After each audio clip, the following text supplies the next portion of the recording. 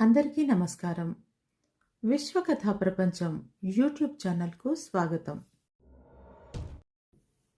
ముగ్గు అనేది ఇంటి వాకిటిలో, ఇంటి లోపల అందంగా తీర్చిదిద్దే ఓ అలంకరణ. పగటిపూట ముగ్గులను చూస్తుంటే ఆకాశం నుండి నేలరాలిన నక్షత్రాలు ఎన్నెన్నో ఆకారాలుగా రూపుదిద్దుకున్నట్లు ముచ్చట గొలుపుతుంటాయి. ముగ్గు అనేది భారతీయ ప్రాచీన సాంప్రదాయం. మామూలుగా అయితే నీళ్లలో పేడ కలిపి సానుపు చల్లి పిండితో కానీ ముగ్గురాయి పొడితో కానీ నేలపై అందంగా పెట్టేది ముగ్గు. ఇది రోజువారీ దినచర్యలో ఓ భాగం. దీని తరువాతే ఏ పనికైనా ఉపక్రమించడం సర్వసాధారణం. వాకిట ముగ్గు కనిపిస్తే మహాలక్ష్మి నడయాడుతుందనే నమ్మకంతో ముగ్గులు వేస్తారు. ఎన్నో రకాల ముగ్గులున్నాయి మనకు. రంగుల ముగ్గులు, పండుగ ముగ్గులు. ఇక వీటిలో చుక్కల ముగ్గులు, మెలికల ముగ్గులు, గీతల ముగ్గులు ఇలా రకరకాలుగా ఉంటాయి.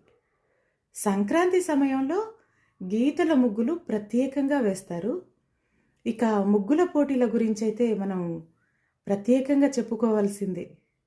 అయితే ఈ సంక్రాంతి సందర్భంగా ఓ వ్యక్తి గురించి మనం ప్రత్యేకంగా మాట్లాడుకోవలసి ఉంది.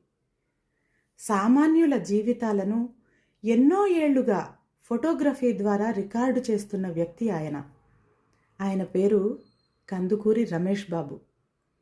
ఆయన ఒక జర్నలిస్ట్, ఒక రచయిత, ఒక కవి, ఒక ఫోటోగ్రాఫర్, వాట్నాట్ అన్నింటిలోనూ తనదైన ప్రత్యేకతను చాటుకుంటూ ముందుకు వెళ్ళడం ఆయన స్పెషాలిటీ. మన కంటికి కనిపించే చాలా చాలా సామాన్య విషయాలను తన ఫోటోల ద్వారా అసామాన్యంగా చూపించగలిగే ప్రతిభ ఆయన సొంతం. ఇప్పటికే వేలాది ఫోటోలను తనదైన దృష్టికోణంలో చిత్రీకరించి సామాన్య శాస్త్రం ఆర్ట్ గ్యాలరీలో ప్రదర్శిస్తుంటారు.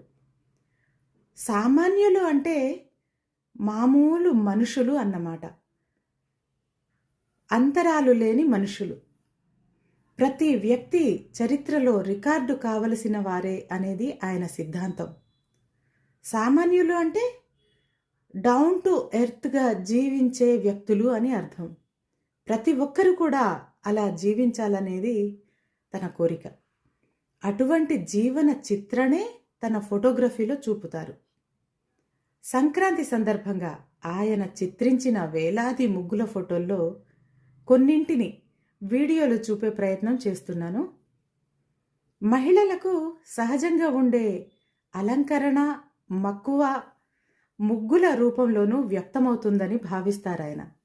అందుకే ముగ్గును స్త్రీల హృదయ లిపిగా అభివర్ణించారు. ఇప్పుడు ఈ ముగ్గులనే చూడండి, ఎంత అందంగా కనిపిస్తున్నాయో. సామాన్యుల జీవితాలను అంతే సామాన్యంగా అంటే యథాతథంగా చిత్రీకరించడం కందుకూరి రమేష్ బాబు గారి ఫోటోగ్రఫీలో ఉన్న ప్రత్యేకత. ప్రకృతితో మమేకమవ్వగలిగే తత్వాన్ని ఆయన వంటబట్టించుకున్నారు. ఎంత సామాన్యంగా జీవించగలిగితే మనిషిగా అంతే గొప్పగా ఎదిగినట్లుగా నమ్ముతారు. అందుకే ఏకంగా మీరు సామాన్యులు కావడం ఎలా అనే పేరుతో పుస్తకమే రాసేశారు. ఆయన తీసిన ఫోటోలను సామాన్య శాస్త్రం ఆర్ట్ గ్యాలరీలో ప్రదర్శిస్తుంటారని చెప్పాను కదా. దానికి సంబంధించిన లింక్ నేను కామెంట్లో కూడా ఇస్తాను. ఈ ఆర్ట్ గ్యాలరీ మాదాపూర్లో ఉంది.